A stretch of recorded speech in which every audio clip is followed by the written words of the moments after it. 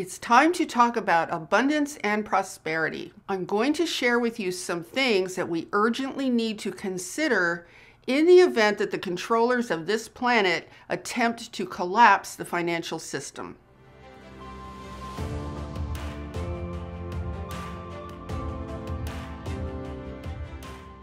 Hi, I'm Saratoga Ocean, and I work together with an interuniversal, interdimensional, and extraterrestrial force known as Telstar, along with Archangel Michael. Now, I think we're at a stage where it is less and less of a mystery of where these controllers want to take us. If we ever had any illusions that they care about us or are looking out for our best interests, I think it's safe to say that those illusions have been completely shattered. So my greatest concern right now is what they might have in mind for the economy. You cannot just change the rules of a formerly functioning economic system in ways that shut people down and make it very difficult for them to work and not have any consequences. You can't keep changing the rules every other day and expect things to just continue moving forward. And you cannot keep people in fear, uncertainty, and confusion and expect that system to continue functioning as before. So many of us are going to find ourselves in situations, and some of us already have, many of us already have,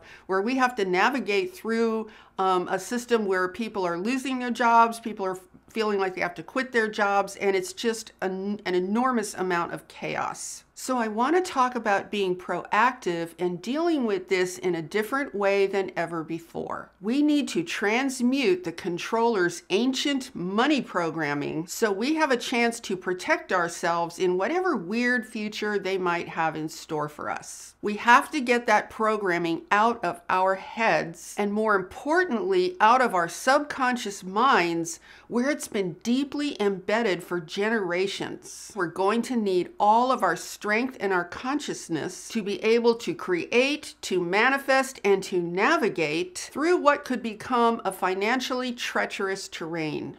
So let's take a few minutes to shine a bright light on what that programming is in order to make it much easier to transmute it and eliminate it once and for all from our conscious and our subconscious minds. Now, as I'm sure you already know, the controllers got us into this mess through years and years and through generations of programming and mind control. They made us completely dependent on a system that it looks like they're now maybe intending to collapse. So let's look at how they did this. Here's the simple version. They forced us into 12 to 20 years of compulsory schooling, which is actually just training to work in a job in their slave system. They made sure to never teach us about things like entrepreneurship, money, or anything else that would support our ability to think for ourselves and to learn how to manifest. They control the entire system of money in such a way that they keep us poor and small-minded. By the time they're done, we generally find it difficult to function beyond either looking for a paycheck or a handout. So we know that they control the physical system of money, but more importantly, and this is what we really have to attend to, they control our thinking and our perception about money. Do you want to know why they so strongly encourage that the government should pay for everything? Because that way they can keep everyone poor. That way they can exert even greater control over every aspect of our lives and then crush our experience entirely. You know, prisoners in a prison don't have to pay for their meals or their housing either. They don't even have to have a job. But they have zero control over their destiny and over the quality of their lives. This is what the controllers want for all of us. They want a prison planet where we are all given just enough to be able to physically sustain ourselves. And this is what they're really trying to create right now. So what can we do to counter this for ourselves? We have a window of opportunity right now to protect ourselves and make their plan much more difficult to enact. And that's what I want to talk to you about today. We want to start by understanding a few basic principles about creation. The energy of creation flows along a very distinct path in our human systems. This energy is sourced in an infinite universe of absolute unlimited abundance. So this energy of creation enters our being through our hearts. It starts with creative inspiration and desire that emerges naturally from our hearts. From there, this beautiful impulse immediately travels to our minds, where we are designed to create the ideas and structures of how we're going to manifest that desire in the world. And finally, this impulse travels from our minds into our physical bodies, where we find the motivation and the wherewithal to physically bring our desire into being by taking the necessary action. So the way we're designed, it's actually meant to be a continuous flow of creation that runs unimpeded through our entire human system, from our hearts into our minds and throughout our physical bodies. Now, as I said, the source of this creative energy is the infinite universe, and that universe is sourced in love. So when everything is in its natural state, there are no limits to what we can accomplish as the natural creators that we are.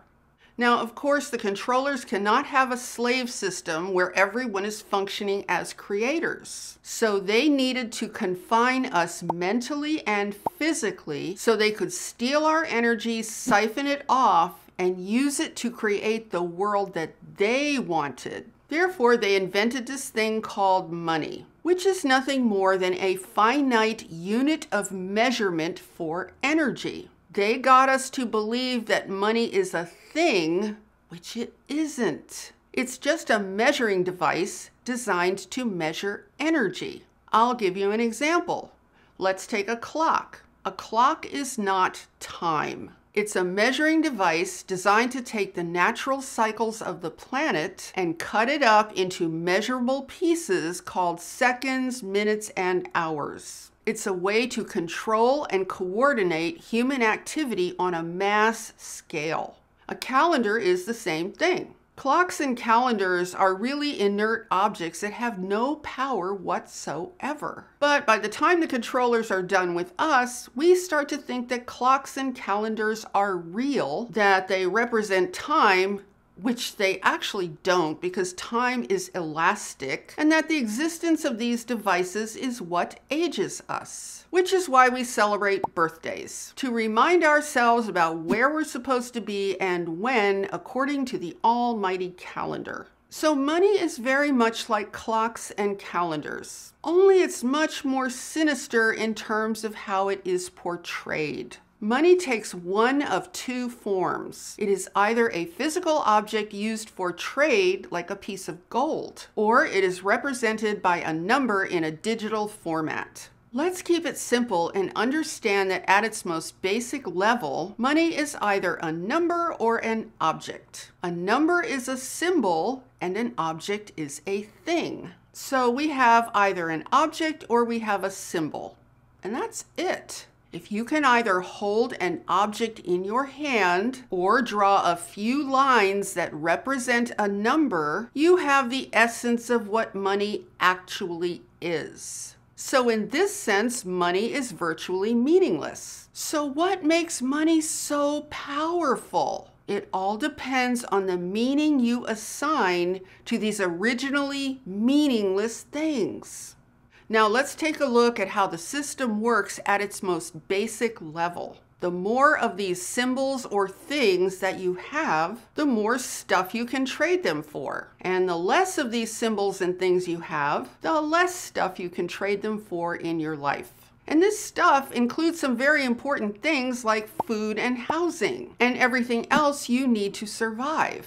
It also includes your ability to control the quality of your life and your experience. It is directly related to how free you are in this artificial world of things. So the controllers knew that if they could limit the number of these things or symbols that you could have, called money, then they can keep you in a relatively poor state. So they attach a number or a symbol of a thing, if you will, to literally everything on Earth, and then you can only have access to whatever that thing is if you have the corresponding number or symbol. And then all I have to do is control how well you can access the numbers and symbols, and that way they can control literally every single thing in your life. So how did they do this? How did they get this level of control over everyone? Well, first they designed the larger economic system in such a way that you have to devote yourself full time to get a limited amount of these tradable things called money in the form of a paycheck.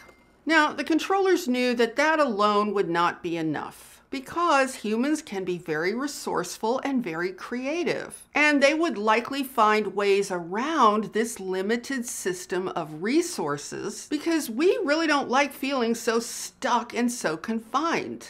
So they knew that to really seal the deal and keep us in our place, they would have to exert some serious metaphysical mind control in terms of what we believe about money. And they have been incredibly effective at this for thousands of years. So here's what they did. They told us that money is bad and it's not spiritual. And then they said, if you like money, you are automatically a bad person and you should feel extremely guilty. See, it's not money that people desire. What we naturally want is a higher quality of life where we can have the freedom to create and never be concerned about our survival needs.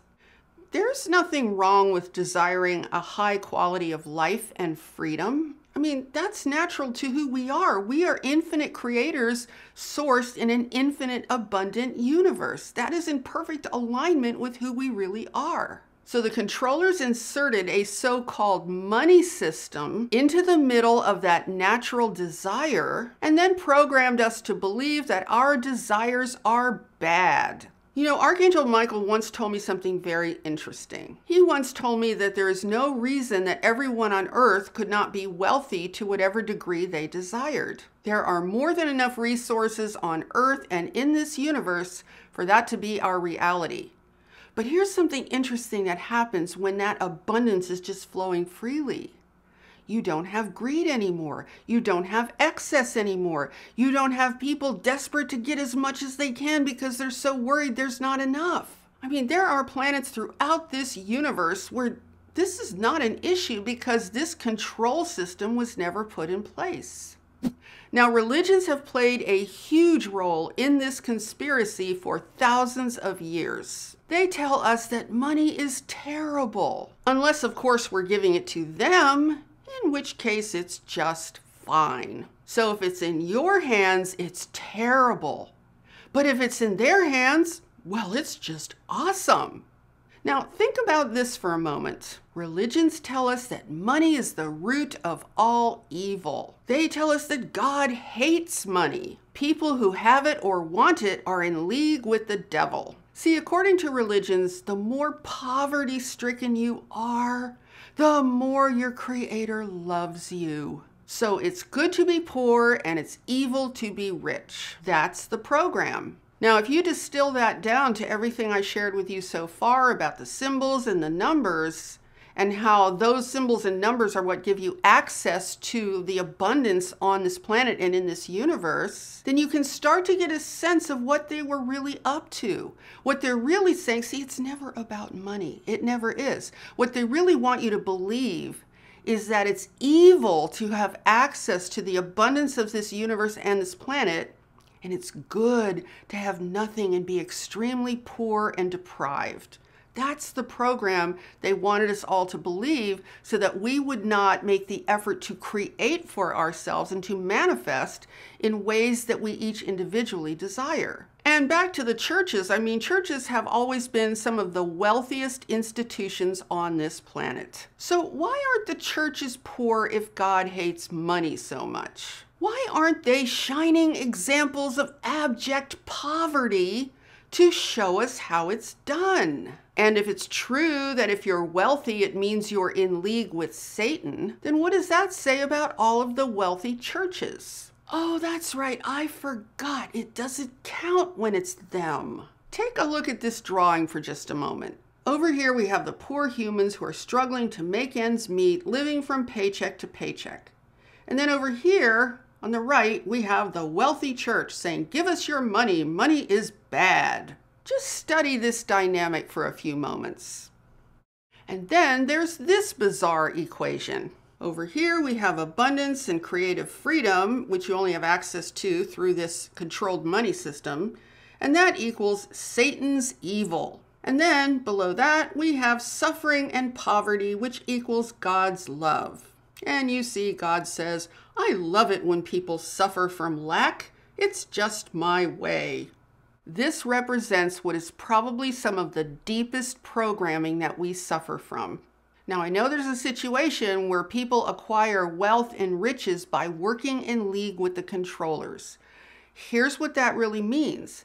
That means that the controllers have given them access to all of the abundance that is naturally inherent in the universe in exchange for doing their bidding. So when I talk about wealth, I'm not talking about that kind of thing. I'm talking about nature and our natural desire to create as creators. Now, of course, there are people who will say, well, what about greed? Isn't greed bad? See, the controllers literally created greed. Greed is a sign that things are extremely out of balance. When you create a money system designed to keep everyone ignorant and control their lives, and also intentionally keep most people poor, you're going to have greed. You're going to have desperation. You're going to have a situation where things are completely out of balance. See, when you have a planet of people who have full access to the natural abundance and the way things actually are designed to work in this universe, you don't have that kind of desperation. You don't have that kind of excess. You don't have that kind of greed and need and give me everything I can possibly get right now. That just doesn't exist. Those things are signs that things are incredibly out of balance. So greed is actually a sign of, if you want to look at it on a planetary scale, it's a sign of illness on the planet. But here's how the controllers have defined greed. They keep us poor and struggling. They define the parameters of what is acceptable. And then if you have the audacity to want to live outside of their controlled system and you desire abundance, they tell you you are bad and you are greedy. So if they can convince you that you are a bad person for wanting abundance, then what that leads to is guilt. That leads to feelings of unworthiness. That leads to feelings of lack and low self-esteem. See, just like everything else about these controllers, they always lie and they always tell us everything is the exact opposite of how they actually are. The very essence of life in this universe is abundance. Prosperity represents an endless supply, which is the nature of the infinite universe. There is nothing wrong with wanting abundance in your life. I mean, babies are not born saying, I just want as little as possible. Don't give me anything at all. Keep me in poverty. Keep me struggling. Keep me small. Keep me unhappy. We're not born that way. We have to be conditioned to think that way. So I think one of the most important things that we need to do for ourselves right now is to actively deprogram ourselves from centuries of mind control about prosperity and abundance. We need to clear that junk out of our subconscious mind where it lives, where it has been passed down for multiple generations, so that we can reclaim our ability to manifest at the highest possible level. Otherwise, whatever we have absorbed and adopted about the controller's programmed limited beliefs is also going to limit our ability to manifest when we probably are going to need it most. So let me show you a few examples of some negative beliefs that might be currently living inside your subconscious mind. Money is associated with Satan. God does not love wealthy people. God loves only poor people. Wealthy people are bad and evil. Poor people are good and noble. Money is scarce. There's not enough to go around. Abundance equals greed. And by the way, if money is scarce anywhere, it's because the controllers made it that way intentionally. Funny how it's never scarce for the money printing government, right? And then there's this one. If some people are poor and some people are rich, then this means that it's only fair if everyone is poor.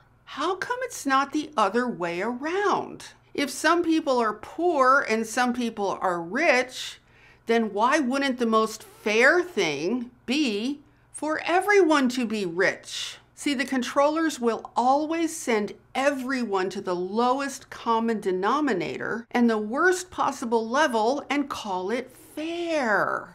It's like if some people are living in hell and other people are not living in hell, well, then it's only fair if everyone lives in hell. And if you don't agree with that, well, then you're just selfish. So if you're doing shadow work or if you're in the process of transmuting patterns, then I also want to suggest that you transmute any and all negative programming around money. Get rid of any negative beliefs you have against money and against yourself in this regard. We need to restore our power to manifest abundance so we can experience some degree of a flow of prosperity in our lives. So remember that it's not about the money, it's about the energy that money represents. You want to focus on the energy and not place so much importance on the symbols and the things called money. See, there is always an abundance of prosperous energy flowing throughout this universe. And when you align with that, you are aligning with a benevolent, with a giving, and with a loving universe. And when you align your thoughts and beliefs with poverty and lack, then you are aligning with the evil controllers of this planet. And that is exactly what they want you to do. They want you to see poverty, struggle, and lack as good, and prosperity, wealth, and abundance as bad. That's what serves their larger agenda of maintaining their total planetary miserable slave system. So the reason I'm sharing all of this with you right now is simple. We need to have mental and emotional freedom around how we think and feel about money in our lives. All of the negative beliefs around money that the controllers have installed in our minds for generations serve as invisible shackles to their crumbling system. So it's imperative that we clear our minds of any and all negativity around money. We need to be able to see it for exactly what it is. Now, we need to do this so that we can have creative freedom and flexibility to be able to navigate through whatever is coming next. So you want to be as much as possible in your full power to manifest through inspiration, through intelligence, and through creative action so that you can continue to take care of yourself and your life while they're trying to tear it all down. So what you want to do is just pause for a moment and recognize that negative beliefs around prosperity, abundance, and just having whatever you need, that negativity was deliberately installed in your consciousness by these controllers on a mass scale. It was put there so that you would use your free will to deprive yourself because of these negative beliefs. So when you clear all that junk out that's never been yours in the first place, it was installed by the controllers. When you clear that junk out, it frees your energy to flow. Plus, it makes it much easier for you to connect with the actual universe of abundance and prosperity, to align with that universe. Because, you know, in situations like this one on this earth right now, we really need to be connected to this benevolent, loving universe. We need that connection so much.